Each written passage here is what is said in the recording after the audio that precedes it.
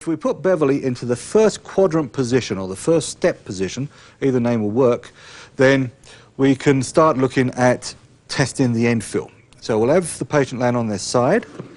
So if this is an ERSL, they would lay on their left side so that I can rotate them to the right. We want to flex them and right rotate them. So we will bring this arm forward, the upper arm will hang down, and we'll pull the lower arm basically parallel with the bed, more or less straight around, to produce that rotation in flexion. We can then let the patient's arm come back and they can hold their wrist. Slide your arm now through their arm to stabilise their trunk. And then from the bottom, we also want to flex because we want to really crank the whole spine into a flex rotated position. So from here, we will basically have them straighten out the bottom leg a little and flex the top leg up so that the bottom leg will come with it. So we've got the spine in full flexion, and then we can increase the rotation by pulling the pelvis forwards. Now in this position, I can test the passive physiological movement simply by rotating that segment on itself. So right now I'm testing the physiological movement of right rotation. I can compare it with the one above and below and get an appropriate end fill like so.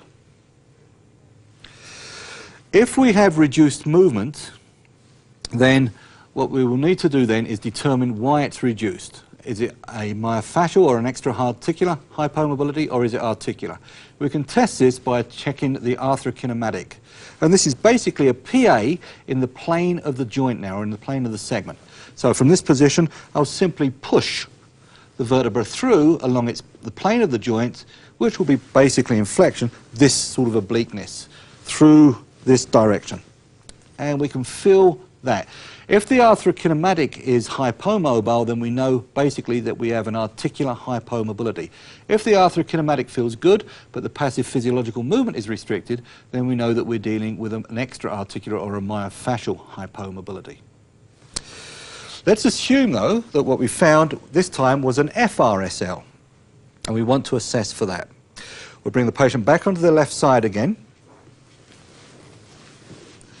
But this time we need to extend and rotate. So we'll take this arm back and bring this lower arm basically straight to the ceiling to rotate in extension. And at the bottom, we will straighten the bottom leg out and extend via the bottom leg so that we extend the spine. And again, rotate. And essentially then we can do exactly the same thing. Test the passive physiological movement, compare it above and below, and if it's restricted, then we can do the arthrokinematic test, which will be a change in the glide now, a little bit more oblique and upwards, and we can check the glide to determine the type of hypomobility we're dealing with.